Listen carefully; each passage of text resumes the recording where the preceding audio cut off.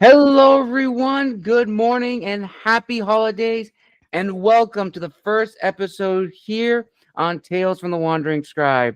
I'm your host, Gabriel Garcia. Many of you know me as the Wandering Scribe and the Wandering Quill, and welcome to the very first episode of the December lineup and the first episode in the Writers Hub series for December. Now, for this episode, I am joined by an incredible friend of mine. You have seen her numerous times on the channel before. She is the voice of Margaret in the still upcoming Michael Last Angel of Earth series. She also did a snippet as Catherine, another character in the Last Angel of Earth series. She is also an incredible narrator of the Audiomazes team. If you follow her work, you may have heard her read dialogue from a story, which I actually had the opportunity to interview her for Audiomazes on Into the Maze. And she is an incredible person. She is so witty, so funny. She is absolutely incredible. And in today's episode, viewers and listeners, we're going to be talking about something that Daphne and a lot of other narrators have expressed over the years. And I'm so excited to have her back on the show. So without further ado, let's give a huge round of applause to a Wandering Scribe alumni, my good friend, Daphne Winters. Daphne, welcome back to the show. Wow. Thank you, Gabriel, for that wonderful, glowing introduction. I'm speechless after that. I was just like, wow, I don't know how I follow that up. But thank you so much for having me, and I'm excited to be here. Awesome, Daphne. I'm so excited to have you back here on the show. It's always a pleasure having you here. Now, before we dive into this topic, we'd like to share with our viewers and listeners what you've been up to since the last time you were on the show. Sure. Boy, when did we last interview, Gabriel? It's been a little while. It's been a few months, I want to say. What have I been doing? I don't know. What have I been doing? Let's see. I worked with Audiomazes on Beverly Birch's Galactic Greenhouse as Alice, and that one is a brand new audiobook that just came out. I also just narrated a Christmas novella, which I absolutely love holiday novellas of all sorts. I don't know, something, maybe it's the mood reader in me that absolutely loves them, but I managed to finish Yachts and Yuletide by Ooh. Maud Winters. Yes, it is actually my first audiobook where I talk in an accent the whole time. It's RP British, so Ooh. she is Okay. a Scottish royal, but she Ooh. actually was raised more by like British tutors, and she didn't actually spend a lot of time in the homeland of Scotland. So her Scottish accent is not really there, which I actually learned Scottish for that book, and then the author told me she didn't actually have a Scottish accent. So I that was in British. And then part of the same series, Dameon Knight also was on Yachts and Yuletide. And Mm-hmm. part of the same series, he and I recorded Royally Rebellious, also by Maud Winters.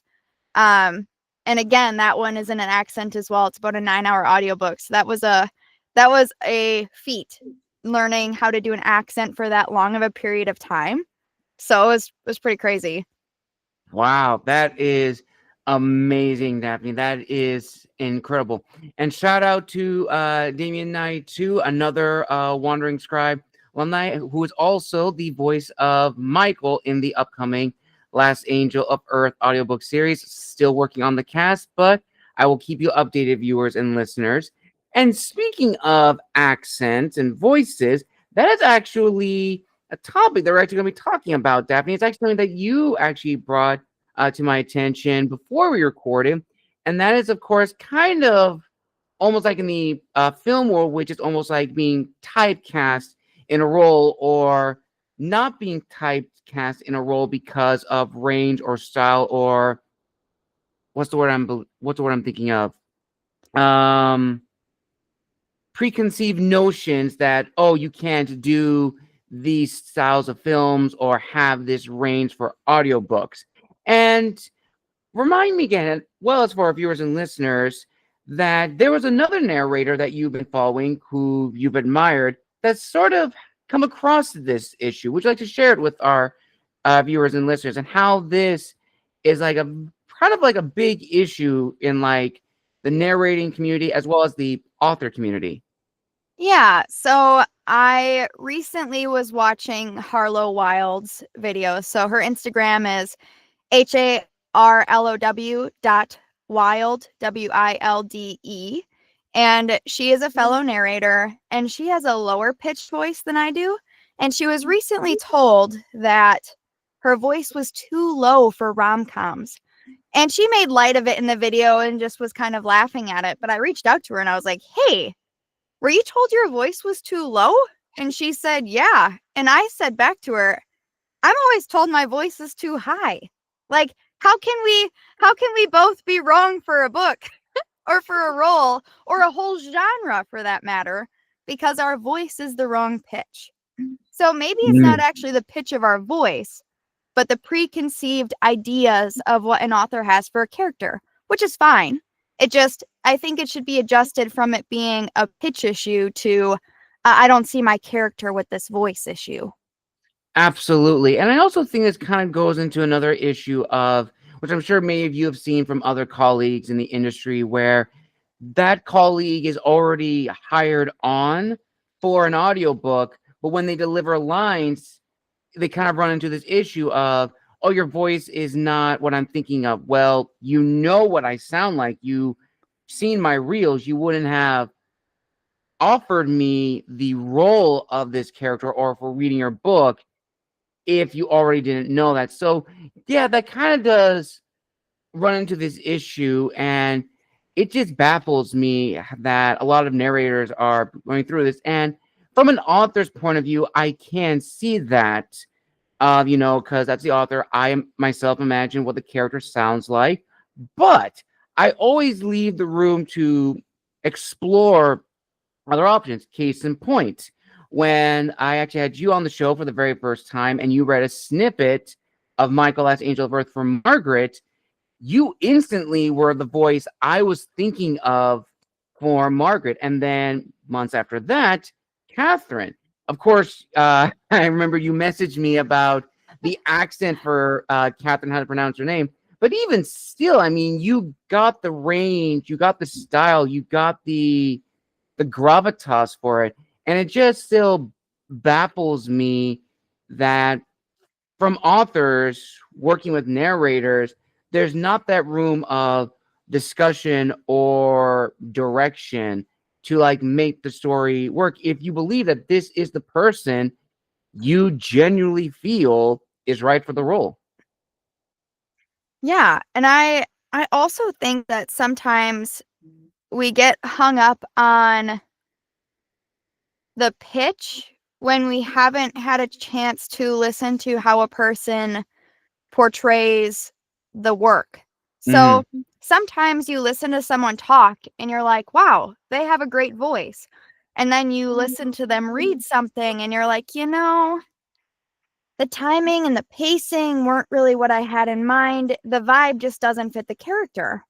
And on the flip side of that, you might hear someone's pitch and go, I wasn't really expecting that for my character. But you go, I'll listen to the audition anyway. And you're like, wow, they actually capture the personality of the character. And it wasn't initially what I thought I wanted, but it works. So Yes. I don't know. I think that's something to think about. It is. It is. And this actually was something that a viewer asked me not too long ago. A fan actually messaged me through my website because they were seeing all the narrations you guys have done, you, Amber, Dameon, Luke, and so forth. And one of them actually asked me something that I don't know if you guys have seen this, but I think it does need to be talked about.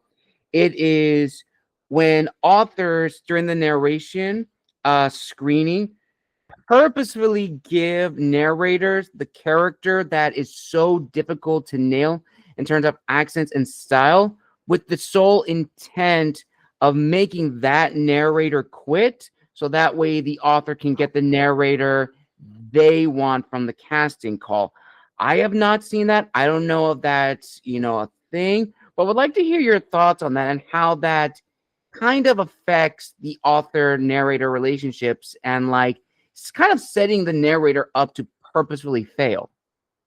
I haven't personally seen that, so I can't speak to whether that's something that actually happens. However, I do think that sometimes casting calls are deliberately sent out to people that they already have the preconceived notion of Mm-hmm. for that role. And whether that's right or wrong, I think everyone will have their own opinion on, but because ultimately the author is the person who needs to be happy at the end of the day. So if they know what they're looking for, it's not really a detriment to them if they want to have fewer auditions to wade through. It's less time. Um, yeah, I think that happens more often, Mm. but yeah. That is very true. That is very true. And then going back to, the styles and the pitch, of course, you and everyone I've had the opportunity to meet have all expressed when they are working with an author or several authors, you guys always ask for scripts, style, tone, range, and of course, age of the characters, because that definitely plays a role into the performance. And you would think, and I know we talked about this before, that is like, just second nature for an author to send out. But normally that doesn't really get, discussed as much when it comes to the narration. From I remember talking with you when I first began interviewing narrators, that was like a very foreign thing to me when it comes to like, okay, what's the character about? It's like, okay, initially from an author's perspective, I'm thinking of, okay, they want their backstory, they want who they are, what they look like. But again, of course, I've been talking with you guys and learning the industry a little bit better. It's a lot more than just the backstory of the character. It's, again, as you mentioned, the tone of the voice. How do you want them to speak? What age is the character? Do they have an accent? All of that needs to be sent to really give out a performance. And I'm wondering, Daphne, from your own personal experiences, have you ever had a discussion with an author who maybe was on the fence about your style and tone, but upon listening to your narration, after you were given all the necessary information, they realized, oh, shoot, this is better than what I was initially writing? So I did a book last June, so like 6-ish months ago. Maybe it was July. Where she loved my audition. I sent her my 15-minute checkpoint, and it was like she panicked and was like, I think your voice needs to be lower. I don't like how you did this character. And it was just like spiraling. And I was so shocked because I had never had that kind of feedback off of a 15-minute checkpoint. Normally, I'd get like a correction or two, like, hey, can you change this person's voice a little bit more? Or can you repronounce this name to make sure that we have it right before moving forward? And she was like just spiraling. And I was like, what the heck just happened? So what I did was I said, okay, you loved my audition. You didn't like my 15-minute checkpoint because I picked a chapter that had more dialogue than the first chapter. So that's another thing. If you are picking a 15-minute checkpoint and you want to hear specific things, you have to tell us where you want it from. Otherwise, I will pick. And often people will only pick the first chapter. And unfortunately, there's not a whole lot going on in the first chapter. So if you like someone's solo narration with no dialogue, you're going to love that. However, if you don't like how they do dialogue, you're going to find out after the 15-minute checkpoint, which Yes. is not good for you and not good for me. Because if you hate it, then I've done all this work and we're going to end up having to dissolve the contract. So it's a loss for everyone. It's a nightmare. And I luckily haven't had to do that, but I really try and precaution against getting too far in a project and having an author be like, wait, this was not what I was expecting. So I always try and do clear and honest communication. I don't want to waste time on my side. I don't want to waste your time. So I picked the third chapter in her book, and it had the dialogue with her brother, with her dad, and with a couple other female main characters. And I was like, great, this will show her truly how this book is going to sound. but she didn't like it. And so then I was like, okay, just let me go back and do the first 2 chapters for you, because that'll be about 20 minutes of audio. And if Mhm. you don't like it after these first 2 chapters, because that sets the tone for the 3rd chapter, you let me know and we'll dissolve this. We'll be done. You can find someone else that will suit what you want. And I submitted those first 2 chapters to her, and she already had the 3rd one from the 15-minute checkpoint. And she was like, oh my God, I love this. I totally see where you're coming from now. I like the changes you made to the one character, because one character, she had seen him as really flat and just kind of brutish, just brooding around. And I had seen him as a sarcastic, cocky teenage boy who was insecure, but he was taking Mhm. it out on everyone else. And I'd read the whole book too, and that was the vibe I'd gotten from him. So I changed him. I gave her those first 3 chapters. She loved it, and she loved the whole book after that too. But yeah, that was a pitch and a tone thing. It was a bit of chaos, a little bit of stress there. Absolutely. And I also like how you also mentioned something earlier when it came to uh narration of just the prose is very different in terms of narrating dialogue, because again, the tone and the pitch is going to be very different. You can have like a very flat tone and pitch for the narration, and that's going to be completely fine. But you're absolutely right, Daphne. When it comes to dialogue, which is going to have, exclamations, is going to have, descriptors of how the person's talking. Oh, she shrieked, or he wailed, or he whimpered after getting hit. Those all play into a factor of how the performance is going to go, and it is going to be different. And I definitely think most people don't take that into consideration when they think of, oh, it's just going to be the same voice as the audition of, like, let's say, oh, they read the blurb of the story or they read the prose. No, it is going to be vastly different. And I think people really need to take that into consideration. Yes, definitely give feedback and guidance for the narrator, because I know you talked on the show before how you went through, correct me if I'm wrong, but you went through a project, a production, and I think it was until almost the very end where the author said that, oh no, that's not how I imagined the voice to be. And that was after your 15-minute mark. And Yeah. again, correct me if I'm wrong, but the 15-minute mark is genuinely the point where the author and the narrator discuss how to read the book going forward. Like, it's at that point where any changes that need to be made have to happen there. But as we discussed and also discussed with others, sometimes that normally doesn't happen, unfortunately. Yeah, and that's absolutely true. So I actually just started the 2nd book with that author, because it's a series. And I said, before, when I turned the 15-minute checkpoint in the message, I said, please tell me who you need voices for before we approve this 15-minute checkpoint, because after this, it is my creative freedom, and I won't be going back through the book and fixing a bunch of dialogue for this for these characters. And when it's a 9-hour audiobook, do you really want me to sit down and voice every single character throughout the book for the 15-minute checkpoint? I know I don't want to dig through the whole book for that. And what Mm-mm. do you do for like a 20 or 40-hour audiobook? Like one of my good friends, Steve Corona, does lit RPGs. What if they had to sit down and do every voice throughout the book? You know how long that would take? That would take a long time.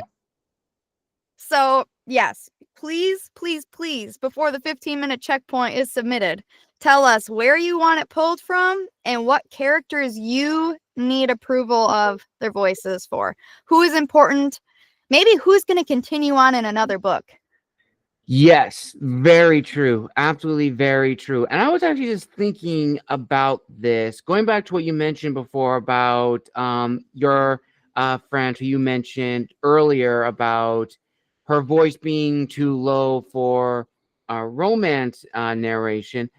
That got me thinking, do you think, from a consumer perspective and from an audience perspective, that for certain styles of books, just like how authors write in a certain style for the genre, that there is a certain expectation of how a fantasy book is supposed to be read or sound that's different from a thriller novel, an historical fiction novel, a spicy romance novel, that when people see the title, they instantly think of a voice in their head that's different from the actual narration. Yeah, I absolutely do think that genre has a lot to do with expectations. So, for instance, um, I have always been a Stephen King fan. I love his stories. Um, but if you go back and listen to his audiobooks, they're told in a traditional storyteller type of narration. So today, readers and listeners and authors want their characters to be significantly distinguished throughout the audiobook. However, if you look back at the audiobooks produced 20 years ago, they were done in a traditional storyteller manner, meaning that voices were not very distinguished. Mm, So I'm currently listening to The Tommyknockers. The main character for a large portion of that book is a female, but it's a male narrator. And even when in dialogue, he barely changes his voice for the different people. But right. and it's not that his storytelling isn't fantastic, because it is. He is a phenomenal narrator, and he's actually a really famous actor. I am trying to remember who he is. I looked him up the other day, and unfortunately, he has long since passed away. But he is a famous, famous actor. Edward Herman. Mm, And it just, your expectations as a listener and an author are going to affect how much you like a narrator style.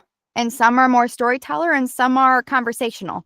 I lean conversational, and that's truly what I look for, not so much pitch, because Samantha Brentmore and Andy Arndt, while having significantly different voices, they always make you feel like you're in their head and like it's just real.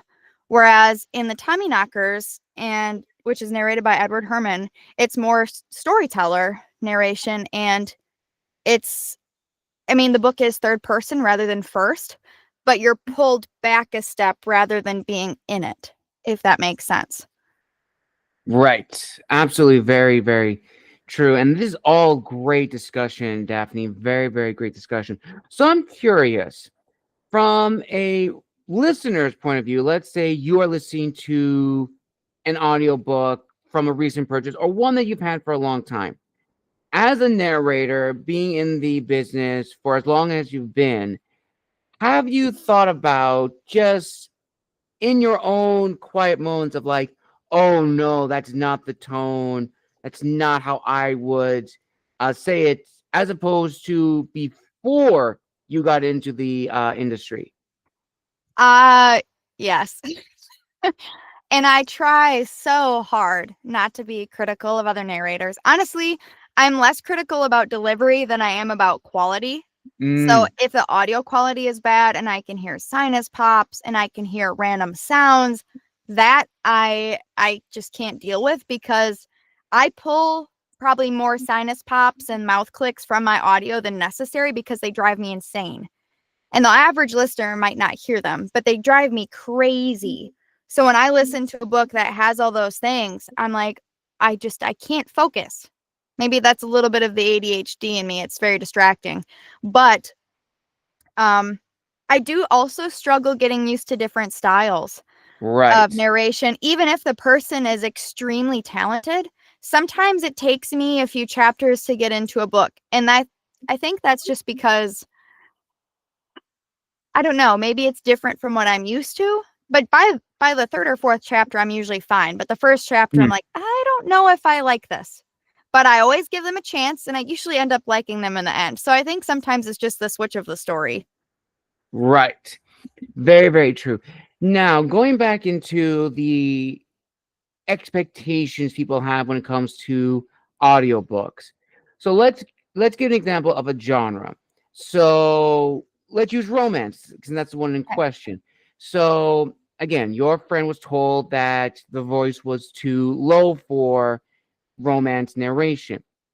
In your opinion, what do you think readers expect from a romance narration in terms of pitch and tone? And do you think that varies depending on if it's like a closed door romance, a spice romance, or do people generally believe there's a one voice that fits all kind of approach?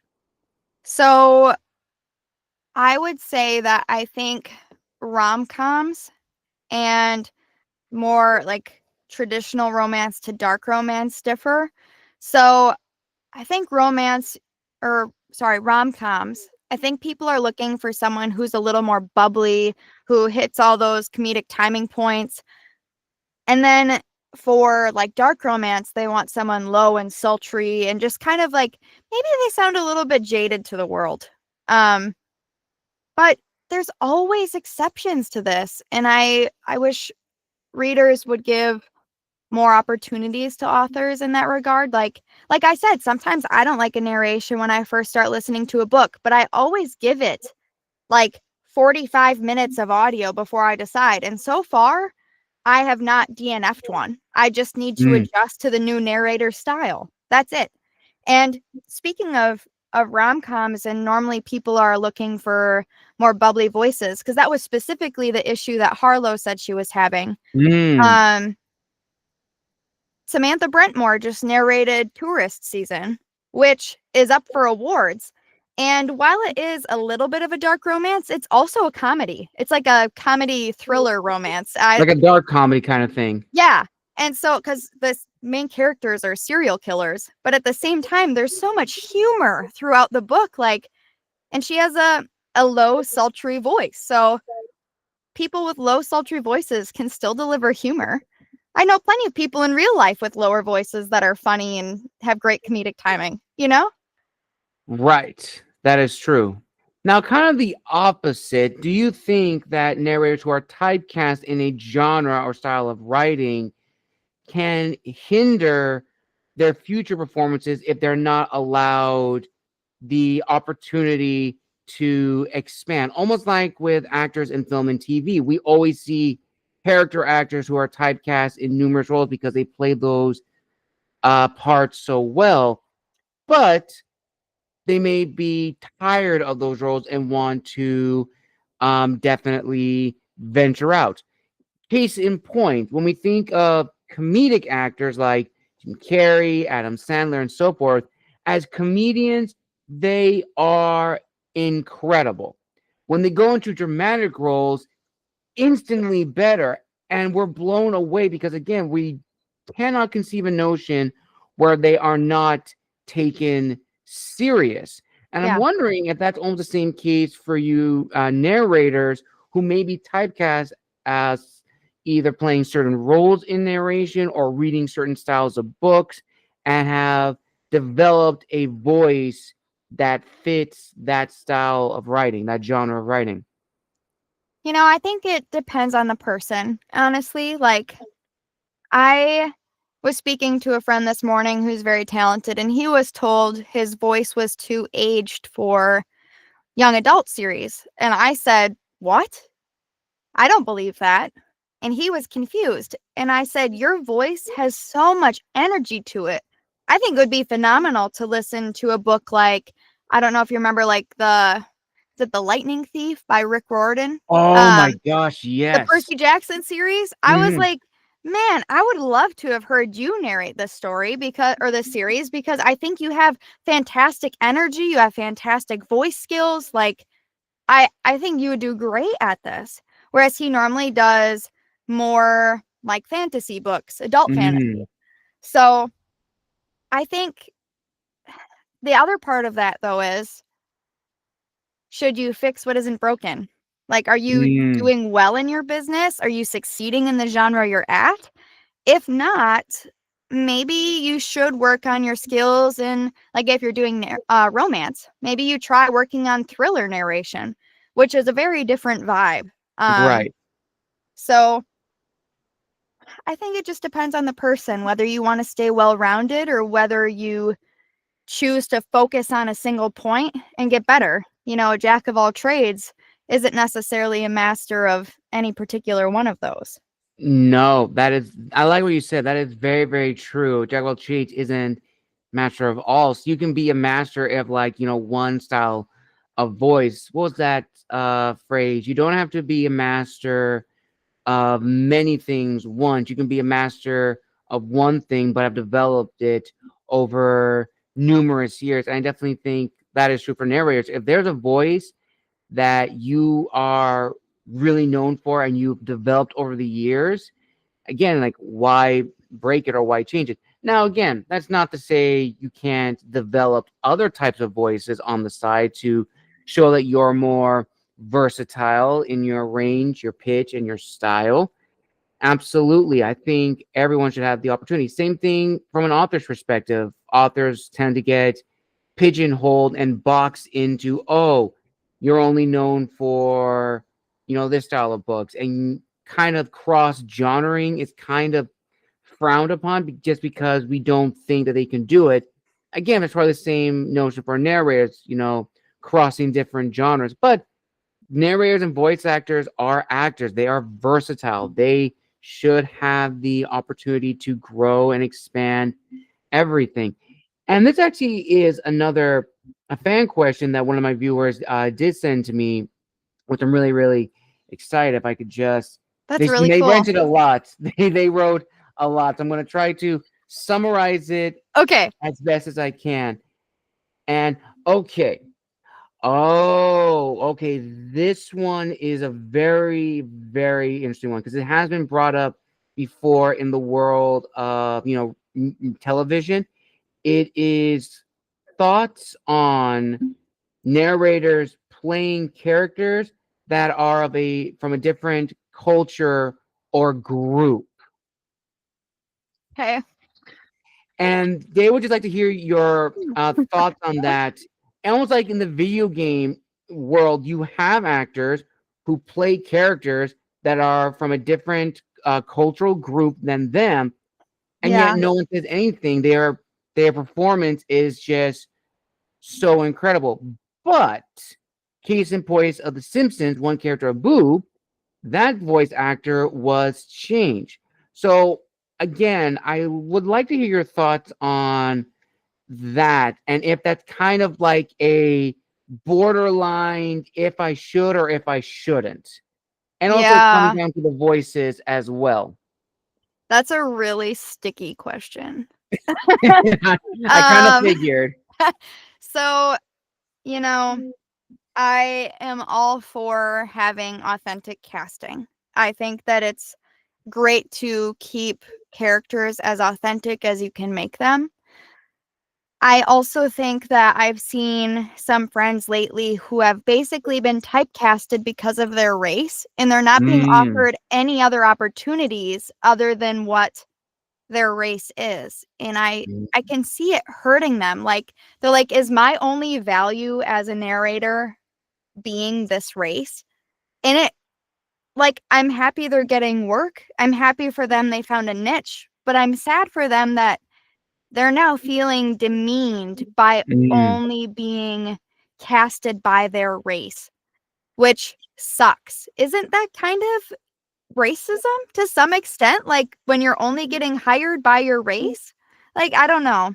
I'm white, so I don't know that I get as much of a opinion on these things because I haven't had the same experiences. But I will also say I was hired for a book that was a biracial couple, and the female was African American, and the author wanted, and she was African American herself, and she asked me to narrate the book. So I suppose I could have said no, but she asked me.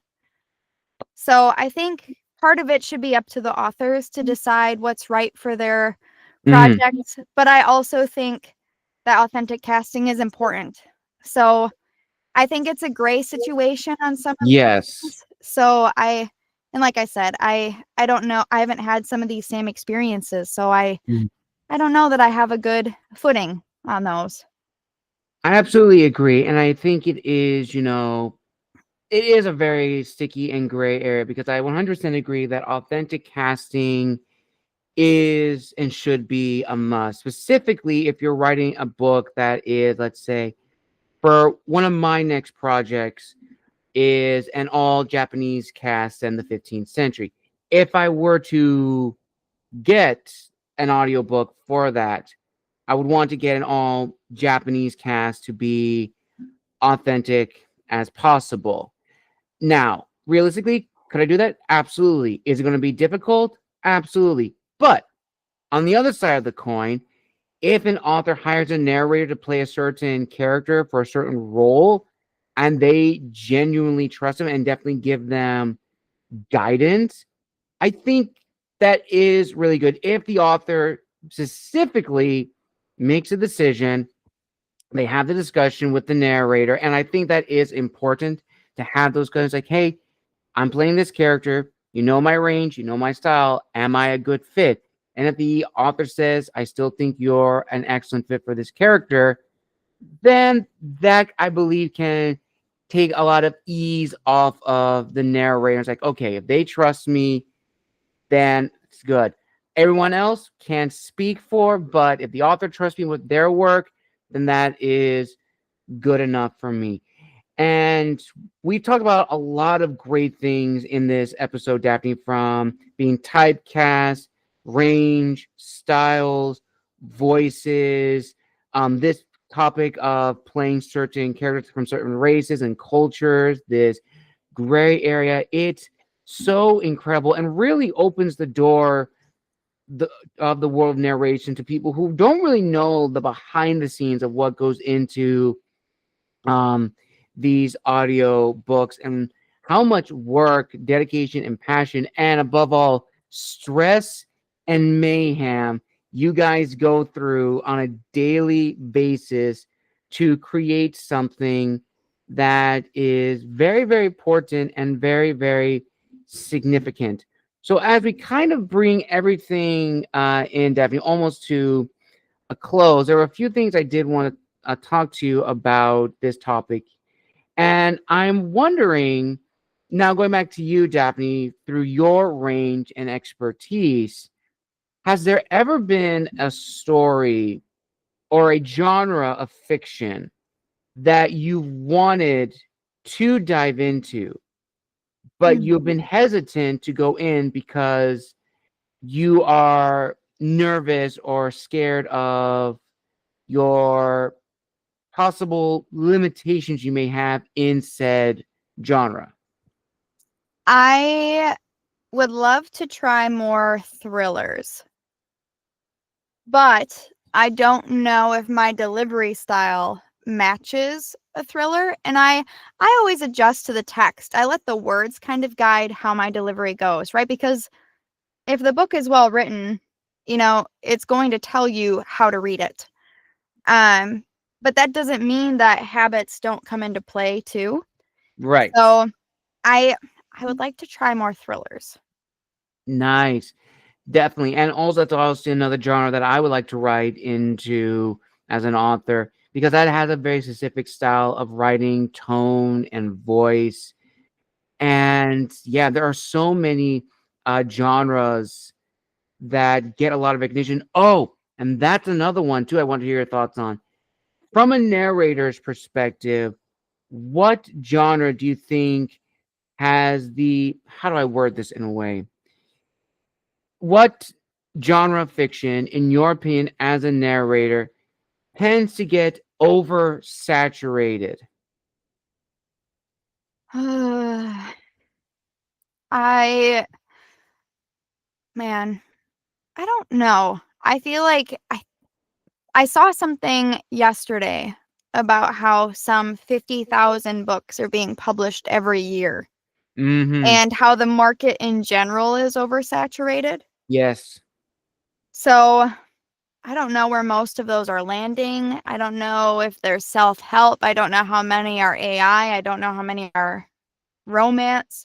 My algorithm is basically only romance, so it's the only thing I see. So that would be my inclination to say. But romance books are really light. Usually, you can pick them up, blast through them.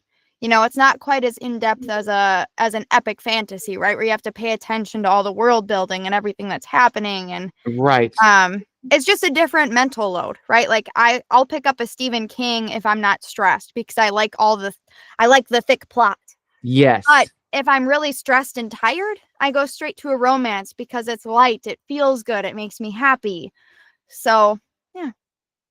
Very good. And you actually just brought up something which I think encompasses everything, which is AI narration, which you and me know, and many of our colleagues know that is a big no in the industry.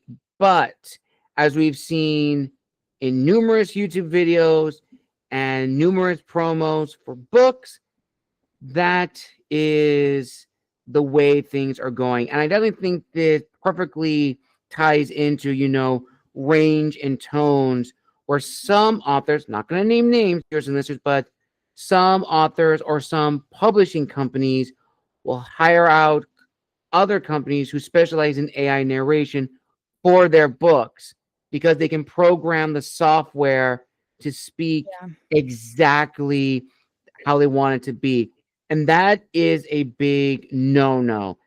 You, Amber, Luke, Mariana, Sammy, Hell, and so many other colleagues have all expressed their complete and rightful disdain of AI narration, as it kind of is like a very flat and kind of like a false creative way to bring a story to life. And to wrap everything up, do you think that that is possibly a reason why, among the many reasons why AI narration is geared to be the more, I'm going to use this quote unquote, preferred over regular narrators who do the work, they train, and they perfect their voices? Because for a program, you can instantly make it sound like a specific person, actor, or in some horrible cases, a fellow narrator. I hope it's not preferred. Yeah, that's why I use the air quotes. Um I think sometimes authentic casting also contributes to AI because if you don't have someone that matches that specific dialect or race, then you don't have to step in the what if I hire the wrong race for this or ethnicity Mm. and or language because it depends. I think that one production company was doing it for languages like Ooh, French and okay. German and other ones. So instead of hiring a voice actor for a second rendition of the audiobook, they program it to do a different language. Mm. Man, I hope that people continue to hire voice actors. I know it's biased, but I really do because the AI voices are just so flat. They're not the same. There's just not the depth.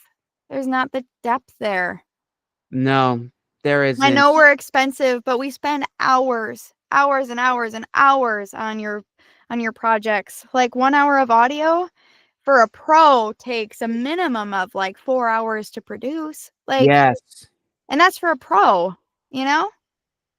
absolutely. And if you've seen my website, viewers and listeners, you know that Daphne and almost everyone that I've had the opportunity to meet and work with are featured on their own page, because working with them for just this year has been incredible and has really helped me as an author gauge, okay, I like their voice. I like where they're going. I'm going to try to write to match that voice or that tone. And again, I'm going to give it to Daphne again for Margaret. When she voiced that line for Margaret, that particular set of dialogue, I felt perfectly encapsulated Daphne's performance, because it really highlighted the anger, the stress, the rage. And if you read Michael Last Angel of Earth, you know exactly the scene I'm referring to. She really delivered Margaret's performance so well as Catherine's role. Catherine was instantly probably one of my recent favorites, recent favorite additions to the Last Angel universe, especially because, as I mentioned earlier, viewers and listeners, just the discussions between me and Daphne trying to get the voice right from the name, pronunciation. But all in all, that's the beautiful thing about working with narrators is having that discussion, playing around with the characters, and trusting them to give a great performance, and also vice versa. And at the end of the day, viewers and listeners, if you were to take something from this discussion, is definitely, as I and Daphne mentioned earlier just now, is work with narrators. Narrators bring that authenticity. They bring life, heart, and authentic nature to said characters. Yes, AI is the more affordable, and again, using that term very, very loosely, but it creates a false sense of creativity because it's mass produced on a large scale. Working with And your narrators, listeners get mad. yes, very true. And listeners will call you out on it.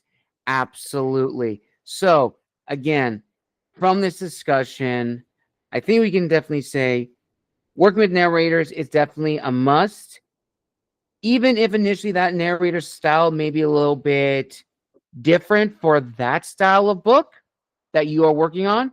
They may work for another book you may have in the woodworks. Definitely keep them around. See what works for them. Find out what their strengths are and definitely build upon it and just work together. And before we close off, is there anything you would like to add, Daphne, to this discussion? Um, I first of all want to thank you for having me here, Gabriel. This is a wonderful conversation, and I hope that listeners can learn a thing or two or get a new perspective from it. I also, because it is December, want to highlight a few audiobook novellas. Alrighty. They're holiday novellas. That's halfway through the holidays. Dual narration with Dameon Knight by L. Mhm. Whitaker. It's like an hour and a half, super short and sweet. Blame It on the Carols by Samantha Baca. That's a solo narration, dual POV. Yachts and Yuletides, duet with Dameon Knight. And coming soon, I have Mystery Correspondent by E.L. Coslow, and it's a solo POV, solo narration. So Nice. So getting be the on the spirit. lookout for that, viewers and listeners. Be on the lookout for when those. When will those be dropping? Will they be dropping this month? So halfway through the holidays, Blame It on the Carols and Yachts and Yuletide are currently out. Ooh, Mystery alrighty. Correspondent will come out in the next week-ish. We're at like day 5 in ACX. So we're waiting for the next 5 days so I can reach out and tell them to put it through. Awesome, awesome. I will link all those down below in the description of this video, viewers and listeners. And if you want to check out Daphne and Dameon's performances from The Last Angel, make sure to go over to my website as well as my YouTube channel. You will not be disappointed. And before we officially sign out, I want to give a huge thank you again to my good friend Daphne for coming on the show. Wishing her the very best this holiday season. Now, Daphne, where can people find you on social media if they want to reach out, follow you, and if they are a prospective author, how do they reach out to you to discuss possibly doing an audiobook with you? Oh, okay. I am primarily on Instagram at Daphne Winters _narrator. I just started a Substack last night, actually. It's under Nice. Daphne Winters, and on there I'm going to talk about past productions, upcoming productions, if I have free audiobook codes available. I'm also recording those Substack posts and putting the audio at the top so you can listen if you don't have time to read. I have a TikTok, Daphne Winters _narrator also. Emailing me or DMing me on Instagram are the best ways to get a hold of me if you are a prospective author. Absolutely. And definitely, viewers and listeners, go and check out Daphne's performance in the Audiomazes production, which I will link down below in the description of this video. And be on the lookout for when that interview drops. Me and Daphne talked about that Audiomazes production, and it was absolutely incredible, learning the range, the inspiration, and so forth. So definitely go and check that out, which I'll provide the link down below. And as a little holiday surprise for you viewers and listeners, Daphne and many other narrators that I've mentioned in this call will be part of a special project I am working on. It is my short story anthology, which is in the works. And I don't mind spoiling this because people who know already know it. But Daphne, Lauren, Brittany, Amber, Luke, Dameon, Mariana, Heather, Sammy, Hell, Tegan, Just Her Voice, Ethan, and many more from the Audiomazes family will have the opportunity to narrate not one, not two, but from a collection of 18 short stories that I have worked on over the years, from my earliest explorations in writing from middle school to short stories I have written in the last few years. Genres range from historical fiction, fantasy, YA, middle grade, and so forth. And trust me, you're going to laugh at these stories. They have been tweaked because my writing as a middle grader is very, very different. So it will have my more modern voice, but the story will be there. So be on the lookout for when that drops, which hopefully will be sometime in the new year. Don't know for sure. Still finishing up the casting call itself. But when it is dropped, be on the lookout because Daphne and everyone will be narrating a piece, maybe a dual narration, depending on the story. So you just have to wait and see for that. But in other words, thank everyone for joining us for the first episode here for the month of December. A huge thank you to my good friend Daphne Winters for coming on the show. I wish her the very best.